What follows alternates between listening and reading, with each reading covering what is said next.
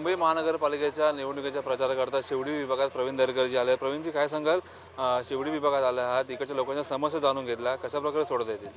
नाही, या ठिकाणी पुनर्विकासाचा जो विषय होता तो माननीय मुख्यमंत्री देवाभाऊ आणि उपमुख्यमंत्री शिंदे साहेबांनी पुढाकार घेऊन त्या ठिकाणी मार्गी लावला.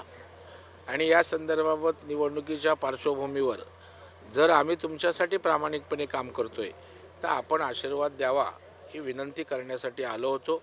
आणि मला पूर्ण विश्वास आहे, ज्या गतीनं राज्य सरकारने अभिदयनगरच्या पुनर्विकासाला साथ दिली त्याच पद्धतीनं इथले नागरिक अभिदयनगरवासीय आमच्या वरच्या गणेश शिंदे यांना आशीर्वाद देतील असा मला पूर्ण विश्वास आहे. एकीकडे तुम्ही शिवडी विभागात फिरताय, मात्र दुसरीकडे आज शिवतीर्थावर 2 ठाकरे बंधूंची सभा होणार आहे, कशा प्रकारे पाहता?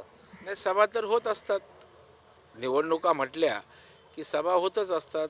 आता दोघांच्या एकत्रित सभा होत आहेत. आमच्याही शिंदेसाहेब आणि देवेंद्रजींच्या सभा होत आहेत. त्याच्यामुळं काहीतरी अप्रूप घडतं आहे असं काय मानायचं कारण नाही. ते दोघंही एकत्रित आली, सभा जर एकत्रित घेतल्या, मुंबईकरांनी भारतीय जनता पार्टी महायुतीला जिंकवायचं ठरवलेलं आहे. शेवटचा प्रश्न राहील, उद्धव ठाकरे असे म्हणतात देवेंद्र फडणवीस यांना, जर तुम्ही मातोश्रीची बदनामी बंद केली तर पुन्हा एकदा तुमच्यासाठी दरवाजे उघडले जातील. पण दरवाजा उघडा असं बोलायला देवेंद्र फडणवीस साहेब आलेत कुठे? म्हणजे स्वतःच आपलं बोलायचं. ते बोललेत का बाबा आम्ही दरवाजा उघडा, आम्ही मातोश्रीत येतोय? तर स्वतःच्याच कौतुकात ते मशगूल असतात. धन्यवाद आमची बातचीत केल्याबद्दल. कॅमेरामन प्रवीणसोबत मयुराने, साम टीव्ही, मुंबई.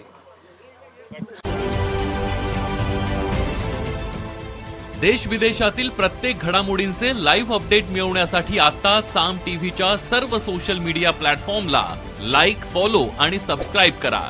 तसंच सर्व नोटिफिकेशनसाठी बेल आयकॉन प्रेस करायला विसरू नका.